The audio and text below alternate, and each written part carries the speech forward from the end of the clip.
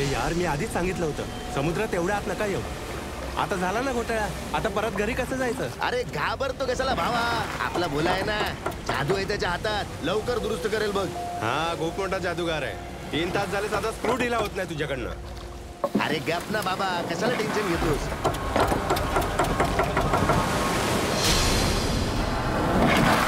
अरे वा, तू तर करून दाखवलं. मी तुला उगाच बोललो, सॉरी यार.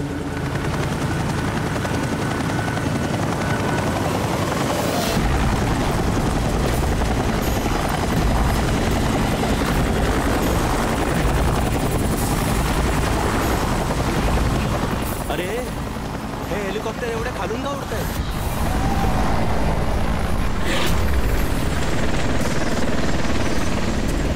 अरे मला वाटतं ना त्यातलं पेट्रोल संपलं असेल. अरे काय, तू पण नाही.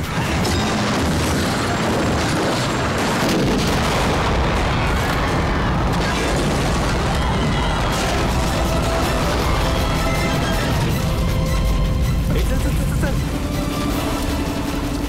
हे वळ, तिकडे चल.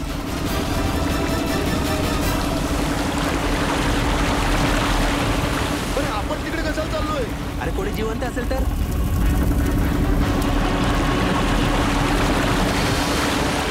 हे आपण तिकडे नको जायला, लफड्यात अडकू उगाच. अरे तू माणूस की विकून खाल्लीस काय? अरे नाही भावा, अरे ते माणुसकी बिनुसकी सोड सगळं, आपण तिकडे नको जायला. वेड आहेस का? चल चल चल.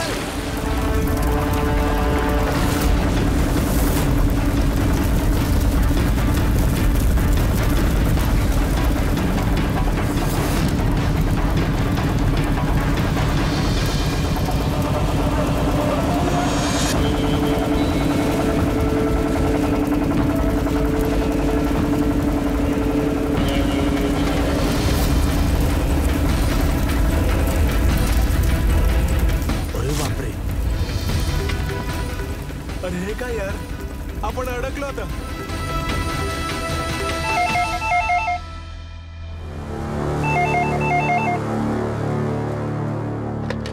CID bureau.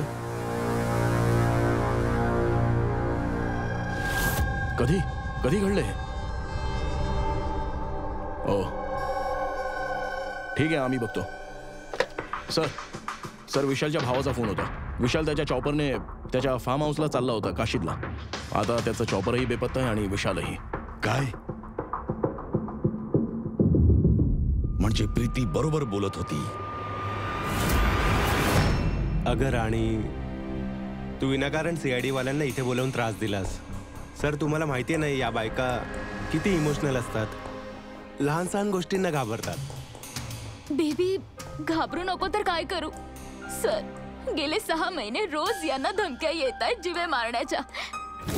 यांनाच नाही तर मलाही खूप गलिच्छ भाषेत फोन येतात. ते मला म्हणतात की मी दुसरा नवरा शोधायला सुरू करावं. आम्हाला जरा नीट पहिल्यापासून सांगाल का, काय नेमकं काय झालं होतं? सर, अगदी साधीशी गोष्ट आहे. प्रत्येक बिझनेसमध्ये थोडी रिस्क घ्यावी लागते. कधी कंपनीला फायदा होतो तर कधी नुकसानही होतं. यावेळी आमच्या कंपनीला सुद्धा खूप नुकसान झालंय. त्यामुळेच देणेकरी त्यांच्या पैशांसाठी हे असं वागतायत. फक्त देणेकरीच नाही, तो युनियन लीडर प्रकाश, तोही दादाला अशा वाईट वेळेत त्याला साथ द्यायची सोडून सगळ्यांच्या मनात याच्या विरुद्ध विष पेरतोय. सर, हे बघा, काल यांच्या गाडीवर कोणीतरी चिटकावून गेलं. तुझ्या मरणाचा दिवस आता जवळ येऊ लागलाय.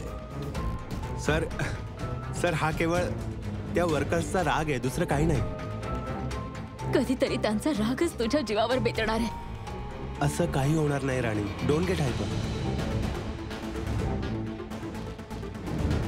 माझा निर्णय झालाय की भले काही हो, मी सगळ्या देणेकऱ्यांना, सगळ्या एम्प्लॉईजना सगळे पैसे परत देईन. मग त्यासाठी मला माझे असेट्स, माझ्या कंपनीज, इतकंच काय तर हे घर विकावं लागलं तरी चालेल.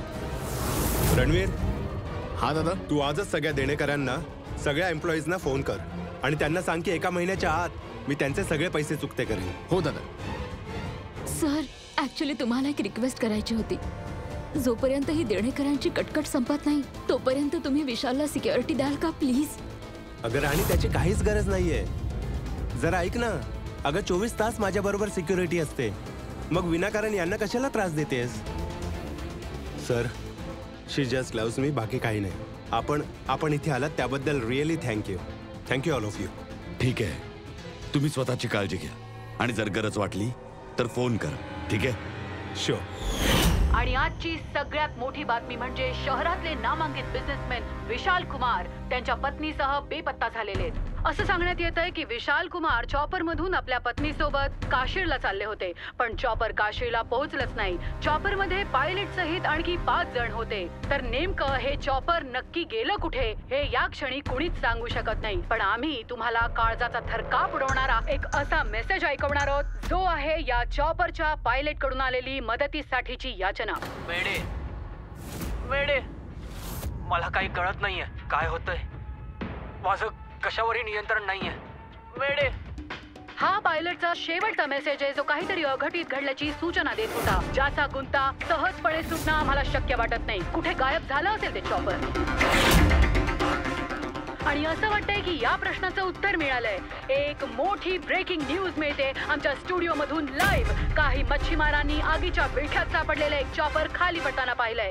ही अतिशय वाईट बातमी समोर येते, कारण या क्षणी हे सांगणं कठीण आहे की या दुर्घटनेत कुणी जिवंत राहिलं असेल किंवा नाही. असं कसं होऊ शकेल? अभिजित, दया, जरा जाऊन बघा हे चॉपर नेमकं कुठे क्रॅश झालंय ते, आणि कुणी जिवंत राहिलंय की नाही.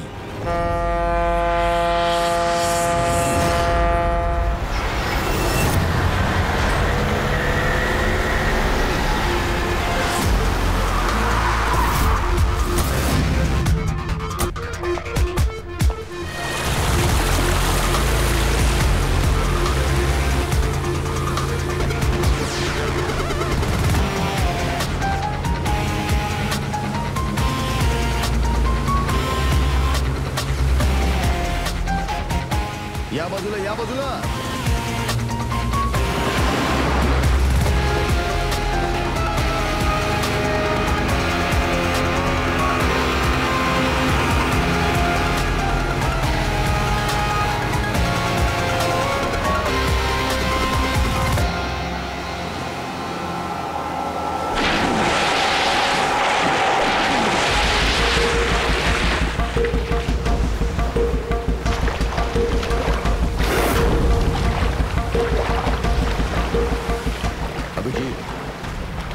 ऍक्सिडेंट झाला. चॉपरचे पार तुकडे तुकडे झाले.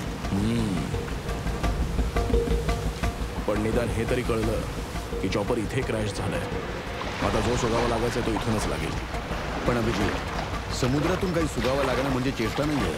हो, ते तर आहेच. महेश, काही मिळालं का? हो सर, हेलिकॉप्टरचे काही पार्ट्स मिळाले, सीट्स मिळालेत सर, आणि सर एक बॉडीही मिळाली आहे. सर, ती बॉडी विशालची असेल की पायलटची? सर, ओळख पटणं खूप अवघड आहे. पंकज, एक काम कर, हे हेलिकॉप्टरचे तुकडे आणि ती बॉडी फॉरेन्सिक लॅबला पाठवून दे. आता साळुंके साहेबच काहीतरी सांगू शकतील. अभिजित, महेश, जरा बायनॉक्युलर दे.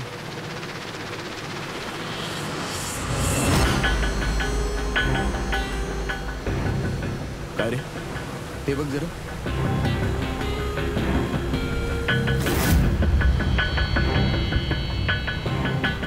मला वाटतं बेवारस बोट असावी.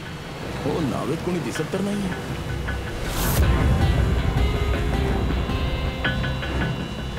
सर, आजकालच्या काळात कुणी आपलं घर किंवा दुकानही वाऱ्यावर सोडून जात नाही, आणि इथे अख्खीच्या अख्खी बोट बेवारस सोडून दिली आहे. काय ना पंकज, दोन बाबतीतच लोक आपल्या वस्तू अशा बेवारस सोडून देतात. एक तर ती गोष्ट निरुपयोगी असते, आणि दुसरी म्हणजे जेव्हा ती त्यांच्यासाठी संकट बनू शकते. पण ही नाव तर ठीकठाक वाटतेय. म्हणजे नक्कीच ही बोट त्यांच्यासाठी संकट बनली आहे.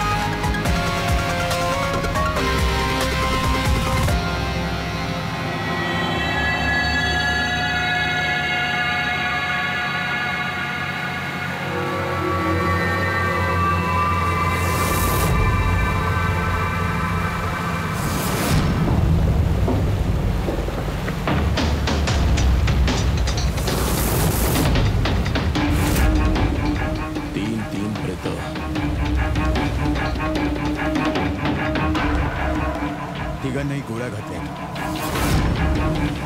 नक्की काय घडलं असेल इथे?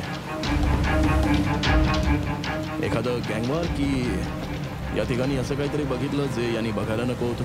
ज्या कुणी यांना गोळ्या घातल्यात तो इथे कदाचित दुसऱ्या बोटीतून आला असावा किंवा गोळ्या घातल्यानंतर दुसऱ्या बोटीतून पसार झालेला असावा. अभिजित, जेवणाच्या 4 प्लेट्स आहेत. 4 प्लेट्स आणि 4 बॅग्सही आहेत. 3 बॉडीज आणि 4 प्लेट्स म्हणजे एक गायब आहे. कोणी चौथाही होता यांच्यासोबत. एकतर त्याने गुन्हेगारांशी हातमिळवणी केली किंवा तो निसटून पळून गेला. किंवा सर चौथी बॉडी कुणीतरी पाण्यातही फेकली असेल.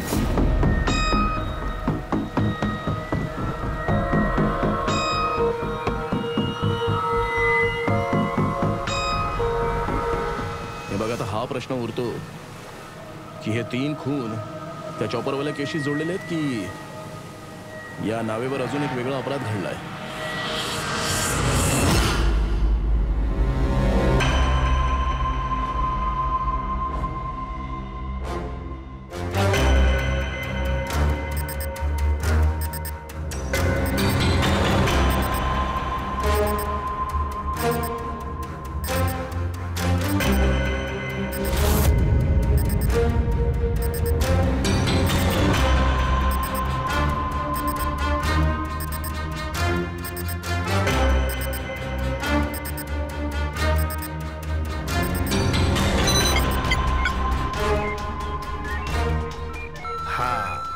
मिळाला, सापडलाच. अखेर दुवा सापडलाच तारिका, अखेर दुवा सापडलाच. काय सांगतोय हा दुवा? याचं नाव आहे कंपोला बडी टॉक्साइड. कंपोला बडी टॉक्साइड. येस.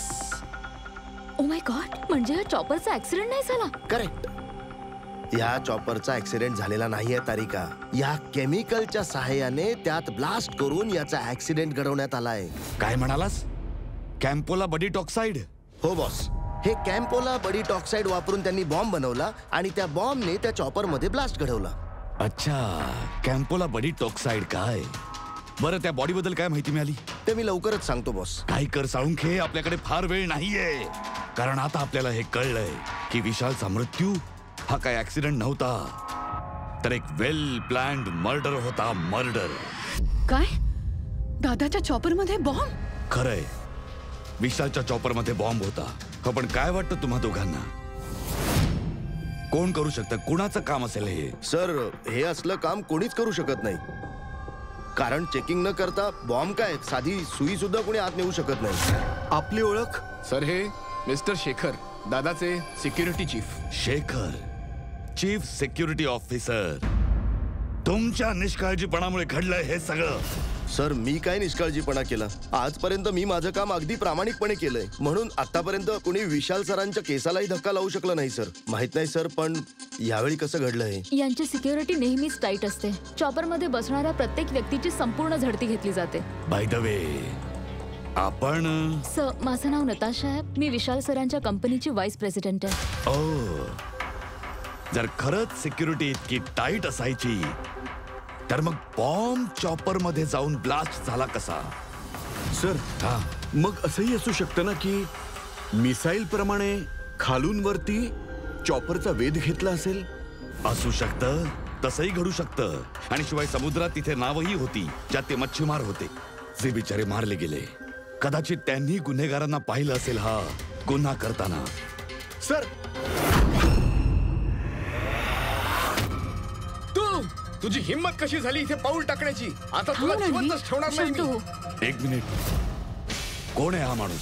सर, हाच आहे तो युनियन लीडर प्रकाश. सर, यानेच मारले माझ्या भावाला. अटक करा याला. साहेब, मी त्याला का मारेन? तूच धमक्या देत होतास ना? अरे, पण मी विशाल साहेबांना का मारेन? मी तर इथे शोकसभेला आलो होतो. वा, हे चांगलंय. आधी माणसांना मारायचं आणि मग इथे येऊन शोक साजरा करायचा. साहेब, हे खरंय की आम्ही लोकांनी त्यांना धमकी दिली होती, पण आम्ही विशाल साहेबांचं मीठ खाल्लंय आणि त्यांचा जीव घेण्याची आम्ही कल्पना देखील करू शकत नाही साहेब. पण मुळात का दिली धमकी? साहेब, जेव्हा त्यांना कंपनीत नुकसान व्हायला लागलं तेव्हा कित्येक घरांमध्ये चुली नाही पेटल्या. आता उपाशीपोटी आशीर्वाद तर नाही ना देणार साहेब? राग होता बस. विशाल सरांना मारून आम्हाला काय मिळणार? आमचा फायदा तर ते जिवंत असण्याचाच होता. आम्हाला आमचे पैसे मिळाले असते. आणि साहेब, त्यांनी तर आम्हाला वचन दिलं होतं की सगळ्यांचे पैसे लवकरात लवकर देतो. खोटं बोलतोस तू. सर, याला ब्युरोत घेऊन जाऊ. नाही फ्रेडी, हा प्रकाश खोटं बोलत नाहीये. विशालच्या मृत्यूला जबाबदार कोणी गरीब मजूर नाही, त्याचा एखादा श्रीमंत शत्रू आहे. कोणी असा श्रीमंत ज्याला विशालचा मृत्यू काही केल्या हवाच होता. एक काम कर, विशालचे सगळे अकाउंट्स नीट पडताळून बघ. बारकाईने लक्ष घाल आणि बघ की कर्जातून वाचण्यासाठी त्याने काही बंदोबस्त करून ठेवला होता का. सर, बोटीत ज्या मच्छीमारांची प्रेतं सापडली होती त्यांची नावं कळली आहेत. एकाचं नाव अजय आहे सर. हा तो चौथा माणूस आहे जो गायब झालाय. सर, मला वाटतंय की चॉपर ब्लास्ट आणि मच्छीमारांच्या हत्येमध्ये काहीतरी कनेक्शन नक्कीच आहे. हो सर, अजयच्या घरी चाललोय चौकशीसाठी. Okay sir. अरे ते अजयचं घर कुठे? तिथे डावीकडे. डावीकडे. थँक्यू.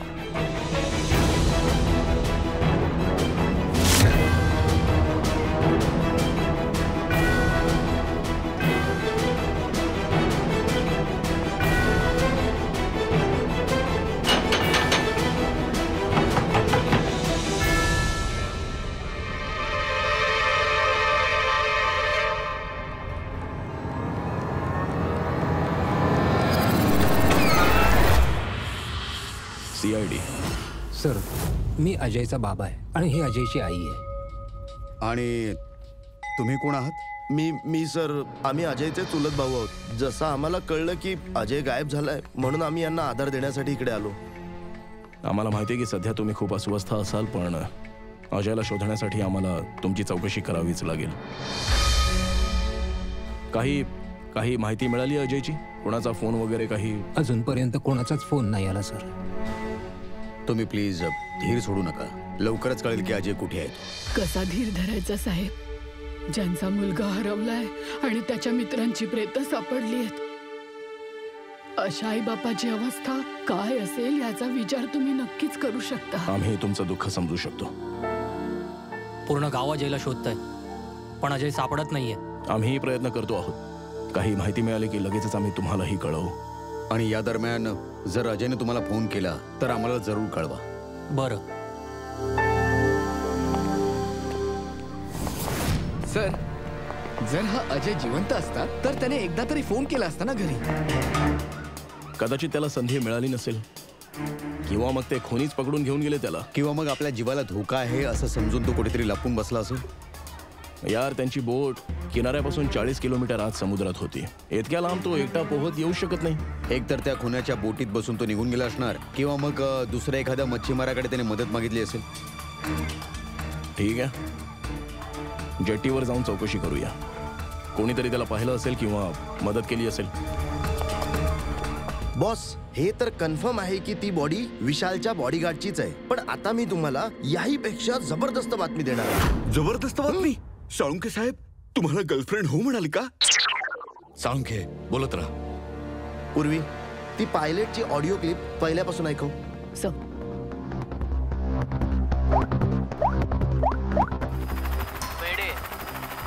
वेडे, मला काही कळत नाहीये काय होतंय. माझं कशावरही नियंत्रण नाहीये.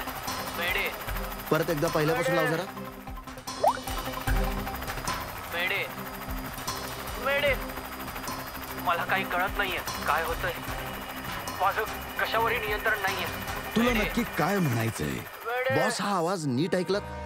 असं नाही वाटत की पायलटचा आवाज थोडा अडखळतोय? हो, भीतीमुळे आवाज कापतोय. नाही, ही भीती नाहीये बॉस. हे कुठल्या तरी अंमली पदार्थामुळे होतंय. म्हणजे सर, पायलटने चॉपर उडवण्याच्या आधीच? नाही, दारू प्यायला नव्हता. बॉस, बॉडीगार्डचं प्रेत जेव्हा मी नीट एक्झामिन केलं तेव्हा मला त्याच्या शरीरात एका अंमली पदार्थाचे ट्रेसेस मिळाले. आणि ज्या प्रकारे या पायलटचा आवाज अडखळतोय त्यावरून मला पूर्ण खात्री आहे की त्यालाही तोच अंमली पदार्थ देण्यात आला होता. अरे साळुंखे, मला एक गोष्ट समजत नाहीये. जर हा खुनी सगळ्यांचा जीव घेणारच होता तर मग अंमली पदार्थ द्यायची गरज काय? सर, जर पायलट आणि बॉडीगार्डला अंमली पदार्थ दिला असेल तर बाकीच्या पॅसेंजर्सना सुद्धा तो दिलाच असणार ना? एक्झॅक्टली, दिलं होतं. बॉस, माझ्या मते चॉपरमध्ये जेवढे लोक होते त्या सगळ्यांना तो अंमली पदार्थ दिला गेला होता. आणि जेव्हा मी ते प्रेत लक्षपूर्वक एक्झामिन केलं तेव्हा समजलं की तो पदार्थ 6 ते 7 तास आधी देण्यात आला होता. चॉपर क्रॅश होण्याच्या अगदी 6 ते 7 तास आधी चॉपर उडालं विशालच्या घरापासून. म्हणजे चॉपर मध्ये खाण्यापिण्याचं साहित्यही विशालच्या घरातूनच आलं असणार. म्हणजे जी काही गडबड झालीये ती विशालच्या घरातूनच झालीये. विशालच्या घरातच. What nonsense. घरातल्या जेवणात गुंगीचं औषध कोण का घालेल? हे तीच व्यक्ती सांगू शकेल जी या घरातलं जेवण बनवते. तर मग तुमच्या घरात जेवण कोण बनवतं? ओहो, तानियाजी, तुम्ही बनवता का जेवण? वा सर, आज पण खमंग वास येतोय किचन मधून. आज काय बनवलंय मॅडम? पालक पनीर खायचंय तुम्हाला? अरे नको नको फ्रेडी, खाण्याचा विचारही करू नकोस. कुणास ठाऊक आजही काहीतरी घातलं असेल जेवणामध्ये.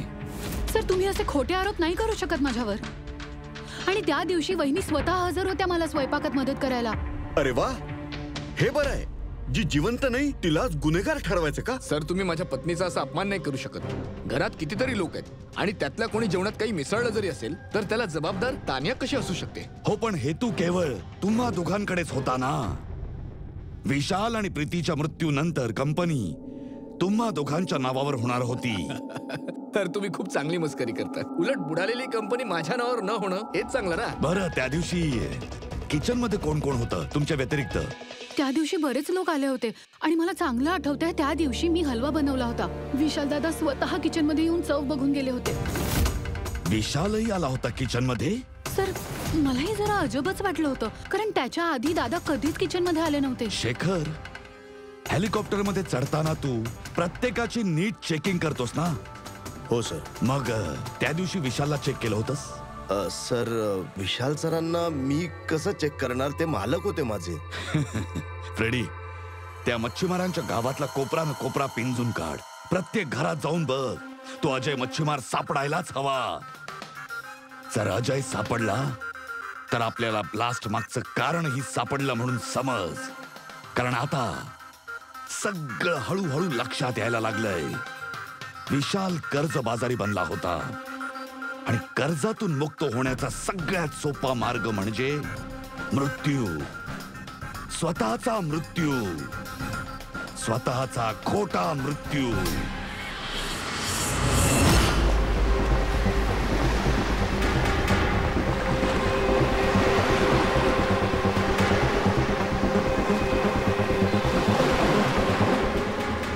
अरे दादा, थांबा जरा.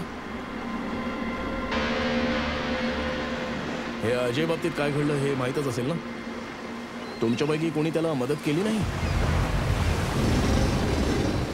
हे बघा, घाबरायची गरज नाहीये. आम्ही CID मधून आलो आहोत. तुम्ही त्याला मदत केली नसली तरी दुसऱ्याने कोणीतरी मदत केली असेल. जर काही माहिती असेल तर प्लीज सांगा. हे बघा, अजय काय आमचा शत्रू नाही. आम्हाला काय माहित असतं तर आम्ही तुम्हाला नक्की सांगितलं असतं. बरं, जिथे अजयची बोट सापडली होती, जिच्यात ती 3 प्रेतं होती, तिथे तुमच्यापैकी अजून कोण कोण जातं रे मासे पकडायला? नाही साहेब, इतक्या खोल समुद्रात इथलं कोणीच जात नाही. माहित नाही अजय त्याच्या मित्रांबरोबर त्या दिवशी कसा इतक्या आत गेला. बरं, मला एक सांगा, जे काही अजय सोबत घडलंय तसं अजून कोणाबाबतीतही घडलंय विचित्र? नेहमीपेक्षा काही वेगळं?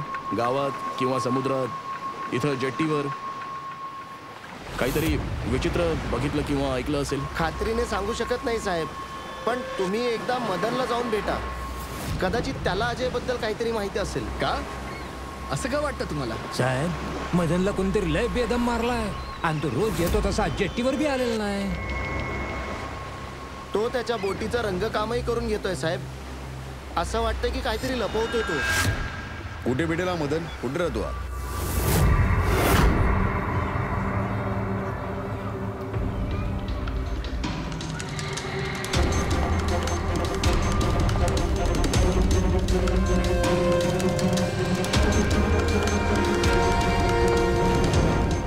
अरे मदन, तूच ना?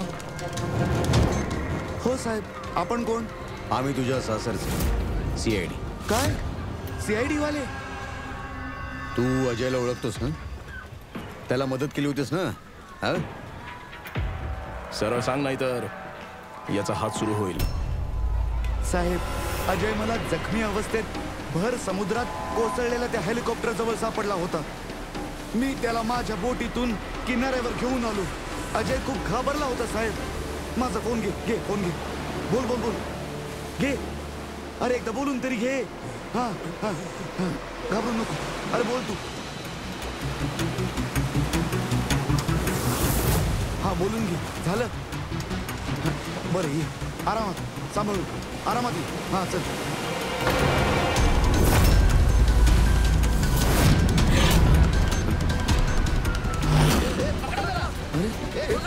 अरे तू कुठे पळतोय? अरे काय झालं? अरे मला कमाल आहे. अरे मी काय केलं? अरे तो पळालाय तिथे, त्याला पकडा. साहेब, त्यांनी मला खूप मारलं साहेब. आणि तो अजय कुठे गेला? अहो साहेब, सांगितलं ना, तो अजय पळून गेला आणि त्याच्या मागे ते गुंडे धावले. तो त्यांना सापडला नाही म्हणून त्या गुंडांनी मलाच मारलं. ठीक आहे. काही समजेनाचं झालं अभिजित. याच्या म्हणण्यानुसार अजयने घरच्यांना फोन केला होता आणि त्याच्या घरचे म्हणाले की अजयने कॉन्टॅक्ट केलाच नाही. अजयचे आई बाबा थोडेसे नर्वस वाटत होतेच मला. म्हणजे त्यांच्या भीतीचं काही कारण वेगळं नसेल ना? पण अजयचे आई बाबा तर म्हणाले की अजयने त्यांना फोन केलाच नाही. हे पण खरं आहे. पण अजयचे आई बाबा खूप घाबरल्यासारखे वाटत होते. असं वाटतं की काही कारणाने ते सत्य लपवत असावे. किंवा असं असेल की अजयच्या फोन कॉलबद्दल त्या गुन्हेगारांना माहिती मिळाली असेल आणि त्यांच्यापैकी कोणीतरी अजयच्या घरच्यांना धमकावलं असेल. त्यामुळेच त्यांनी आपल्याला काही सांगितलं नसेल. सर सर सर ते दोघे चुलत भाऊ. त्यांचे चेहरे बघितले सर? काय थोबाड होती. दोघेही गुंडे वाटत होते. म्हणजे अजयच्या आई बाबांच्या जीवालाही धोका आहे. काहीतरी करून त्या दोन गुंडांना घराबाहेर काढायला हवं. पण कसं? शेजारी कधी उपयोगी येते?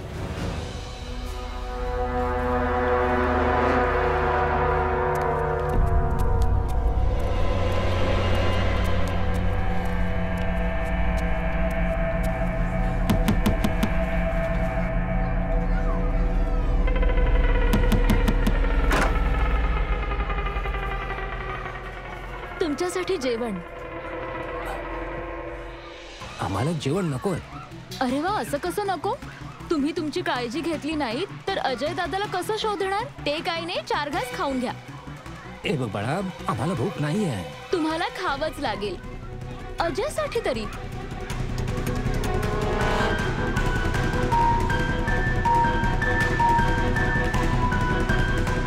अच्छा, मी निघते. हा,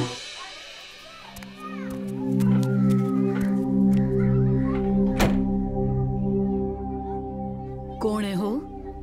बाजूवाली मुलगी पूजा जेवण घेऊन आली होती. मला वाटलं कोणी अजय सापडला म्हणून सांगत आलंय. काकी, अजय बद्दल कळलं का? मला पण तेच वाटलं की कोणी अजय बद्दल माहिती आणली. जेवणच आणलं होतं ना? अजून काही नाही ना?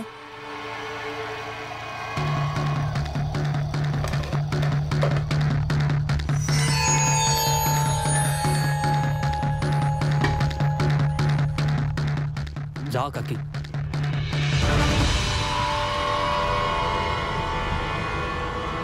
काय हो काका, अजय कुठे तुमचा? जमिनीनं गिळलं की ढगात गायब झाला तो? हा? एवढे घाबरताय कशाला काका? काही नाही. हा, काय लपवताय? नाही काय लपवताय का? कुठे आहे? दाखवा. हा, दाखवा काय लपवताय. नाही हे दाखवा. चल, काय लपवताय? कोणाचं आहे? अजयची चिठ्ठी आहे. काय लिहिलंय? तो कुठे लपलाय ते समजलं.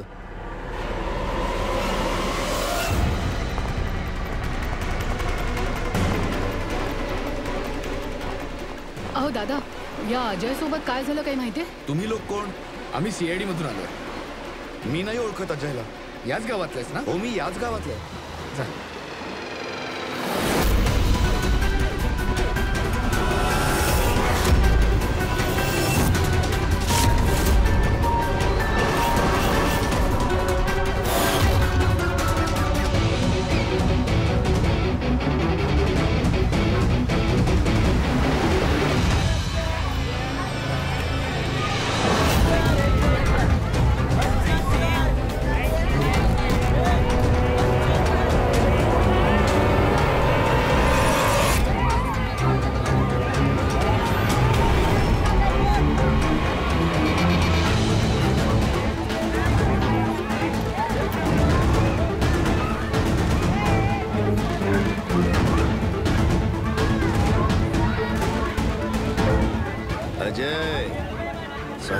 शाणा समजत होतास ना?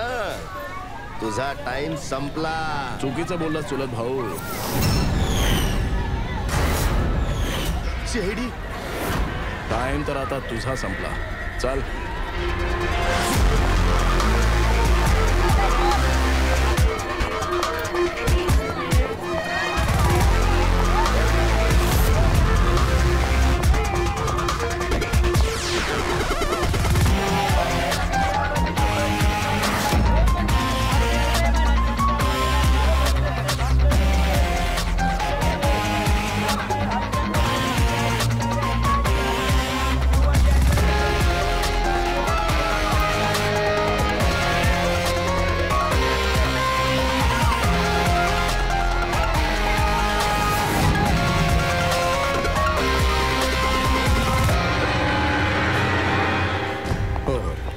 चल ना ये. तुम्ही मला पकडलं. याचा अर्थ असा नाही की अजयला वाचू शकाल. आमची पूर्ण गँग शोधते त्याला. हाल हाल करून मारणार त्याला. हाल हाल करून.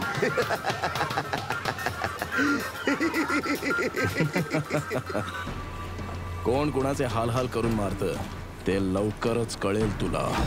आणि तू अजयची काळजी नको करूस. लवकरच तो मोकळ्या हवेमध्ये फिरत असेल. हा? आता तू चल.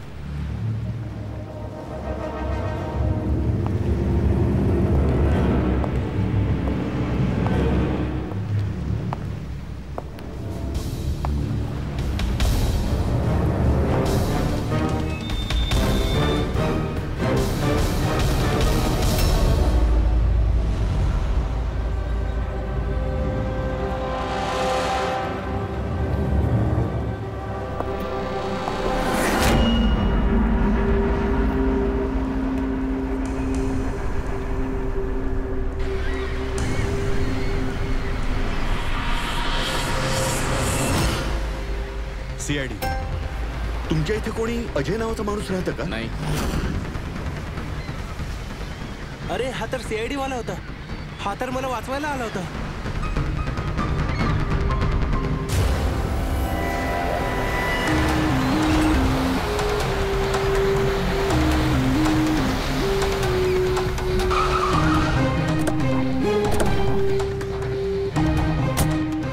काही माहिती मिळाली अजय बाबत? सर सगळीकडे शोधलं.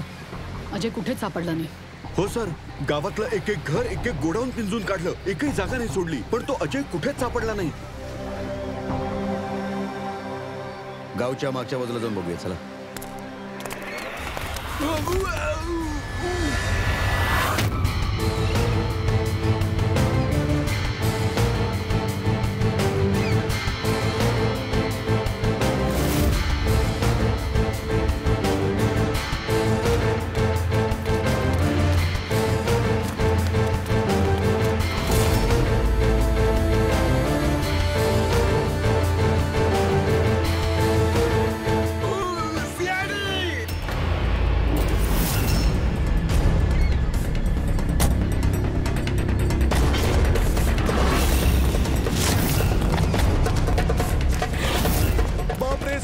आता काय करायचं? सोड आपला जीव वाचव. पळ.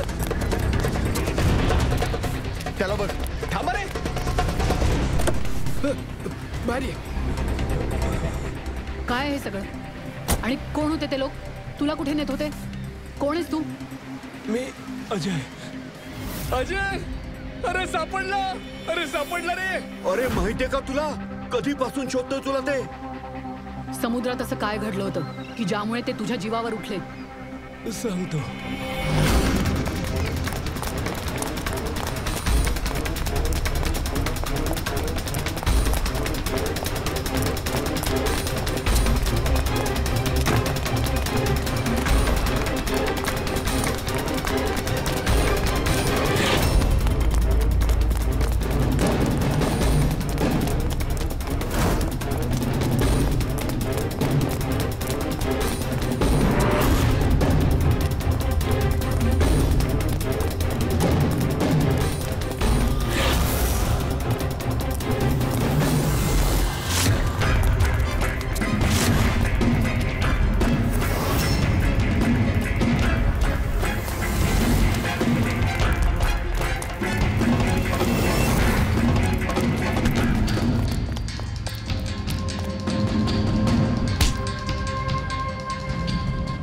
आणि त्याच्या मदतीसाठी तिथे आधीच अजून एक बोट आली होती. जो जिवंत होता तो कोण होता?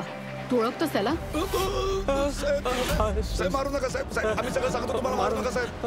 हेलिकॉप्टर ब्लास्ट मध्ये सगळे मारले गेले, फक्त आमचे बॉस वाचले होते. त्यांनी पॅराशूट घालून आधीच उडी मारली होती आणि आम्ही त्यांना आमच्या बोटीतून घेऊन गेलो होतो. खरं बोलतोय मी. कोण आहे तुमचा बॉस? आणि कुठे नेलं त्याला? लवकर सांग, आम्हालाही भेटू दे ना तुझ्या बॉसला.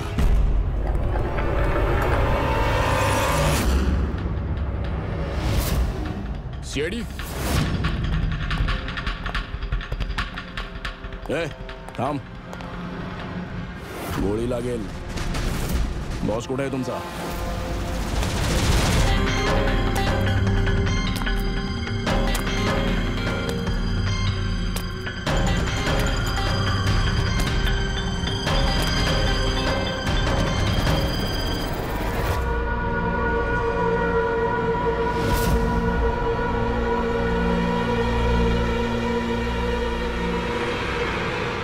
नाही, प्रयत्नही करू नकोस. आता नाटकाबाज झाली, तुझा खेळ संपलाय. आता तुझे सगळे भाडोत्री गुंड आमच्या ताब्यात आहेत. कुणी येणार नाही तुझ्या मदतीला. खूप वाईट वाटत असेल ना तुला? सीआयडीला कशाला बोलवलं म्हणून? ऍक्च्युली तुम्हाला एक रिक्वेस्ट करायची होती. जोपर्यंत ही देणेकऱ्यांची कटकट संपत नाही तोपर्यंत विशालला सिक्युरिटी देऊ शकाल का प्लीज? आता बोल, का केलंस तू असं? विशालचं डोकं फिरलं होता. देणेकऱ्यांचे पैसे देण्यासाठी तो आमची कंपनी, घर, फार्म हाऊस, दागिने, गाड्या सगळं विकायचं म्हणत होता.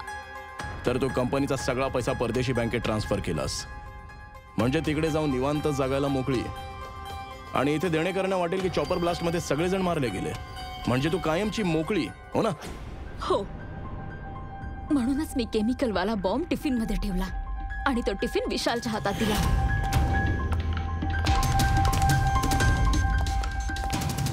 चल लवकर स्वीटहार्ट, लेट झालाय. मला माहित होतं सिक्युरिटी वाले विशालला किंवा त्याच्या हातातल्या वस्तू चेक नाही करणार. आणि सगळ्यांच्या जेवणात ते गुंगीचं औषध यासाठी घातलंस की सगळे बेशुद्ध झाल्यानंतर पॅराशूटच्या साह्याने आरामात बाहेर पडतील आणि मग रिमोट कंट्रोल वापरून बॉम्ब ब्लास्ट करायचा, हो ना? सर मला एक सांगा, तुम्ही बरीच वर्ष सीआयडी मध्ये आहात ना? याहून बेटर प्लॅन तुम्ही आजवर बघितलाय? तुमचे पती जे करत होते ना त्याला माणुसकी असं म्हणतात मॅडम. आता तुरुंगात बसून निवांत कौतुक करत राहा तुझ्या प्लॅनचं. जेव्हा सत्तेची जाणीव होईल ना तेव्हा स्वतःला माफही करू शकणार नाहीस.